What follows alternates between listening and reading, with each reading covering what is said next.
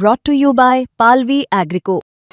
पालवी ॲग्रिको, भारताचा पहिला AI तंत्रज्ञानावर आधारित B2B आणि B2C ई-कॉमर्स प्लॅटफॉर्म. शेतीसाठी जे काही लागणार थेट तुमच्या बांधावर पोहोचणार, मोबाईलच्या एका क्लिकवर. आतापर्यंत काय गोट्या खेळत होता का? अरे हे फोटो काय बावड लोक आहेत का? नाही सर, ही काय वेडी लोक आहेत का? खिशात काढ, हात काढ आधी. लय शहाणा काम करतोय तू इथं. मिजाज खोर तू बनू नको, तुला सांगतोय. हे असले काम चुकार असतील ना, डायरेक्ट शेण थापा यांच्याशी. आयस कृष्ण यांना अजित पवारांनी खडसावल्याचा व्हिडिओ व्हायरल झालेला असताना आता रोहित पवार यांचा एक व्हिडिओ समोर आलाय. या व्हिडिओमध्ये रोहित पवार अधिकाऱ्यांवर चांगलेच भडकल्याचं दिसतंय. कर्जत जामखेडमधल्या आम सभेतला हा व्हिडिओ आहे. या व्हिडिओनंतर आता रोहित पवारांवर अंजली दमानिया यांनी टीका केली आहे. कर्जत जामखेडमध्ये आम सभा सुरू असताना जनतेची कामं योग्य पद्धतीने न केल्याने रोहित पवार भर सभेत अधिकाऱ्यावर भडकले. त्यांचा हा व्हिडिओ आता व्हायरल झालाय. नेमकं काय घडलं पाहूयात. आला नाही तर अधिकारी आला, त्याचं काय करायचं ते आपण बघू.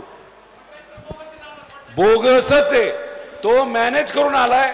त्याने कॉन्ट्रॅक्ट मॅनेज केलेला आहे, त्याला कुठलाही अनुभव नाही. आणि या बाबतीतली आम्ही वरच्या लेवलला एन्क्वायरी लावलेली आहे. आहे का तुमचं नियंत्रण ह्या कामावर?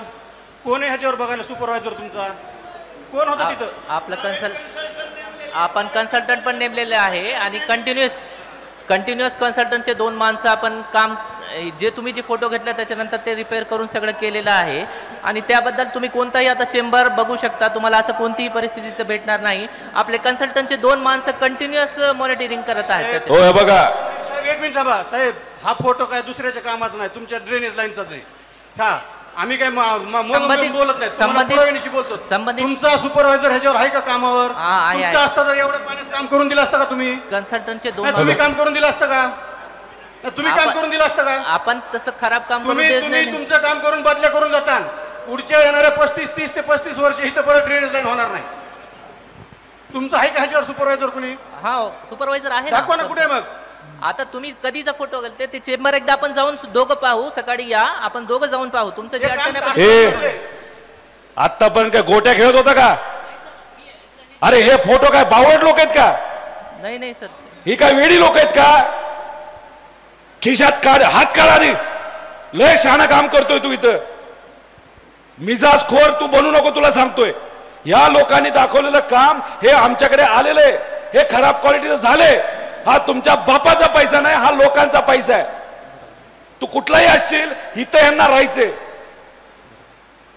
त्यामुळे हे खराब कामं आहेत म्हणजे आहेत, ह्या लोकांनी दाखवलेली आहेत. उद्या बघतो, करतो. तुमचे पराक्रम आम्हाला माहिती आहे, तुझ्या अधिकाऱ्याचे पण माहिती आहेत. त्यामुळे अशा खराब क्वालिटीचं काम कुठलाही कन्सल्टंट तू लावला असला तरी ते चांगल्याच क्वालिटीचं काम झालं पाहिजे, हे बघण्याची जबाबदारी तुमची आहे. जास्त अहंकार ॲटिट्यूड दाखवू नको. उद्या ही माणसं पिसाळली ना, तुला फिरता येणार नाही इकडं. हे असले काम चुकार असतील ना, डायरेक्ट शेण थापा यांच्याशी. रोहित पवारांचा हा व्हिडिओ समोर आल्यानंतर सामाजिक कार्यकर्त्या अंजली दमानिया यांनी पोस्ट लिहित जसे काका तसा पुतण्या असं म्हटलंय. दमानिया त्यांच्या पोस्टमध्ये म्हणतात, जसे काका तसा पुतण्या. रोहित पवारांची ही काय भाषा? महाराष्ट्रात सरकारी कामे निकृष्ट असतात, यात काही शंका नाही. यावर अधिकाऱ्यांना कडक शब्दात जाब विचारला पाहिजे, यातही काही शंका नाही. पण ही भाषा? अधिकाऱ्यांना म्हणणं काय गोट्या खेळत होता काय? खिशातून हात काढ, मिजाजखोर, तू बोलू नकोस, तुला सांगतोय. हे शब्द रोहित पवार लोकांदेखत अधिकाऱ्यांना बोलतात. ही कामं स्वतः पाहून त्या कामाची आणि त्या अधिकाऱ्याविरुद्ध कडक कारवाईची मागणी करणं योग्य आहे, पण सार्वजनिक अपमान करणं शोभतं का? दरम्यान दमानिया यांनी हा व्हिडिओ शेअर केल्यानंतर रोहित पवारांनी देखील त्यांना उत्तर दिलंय.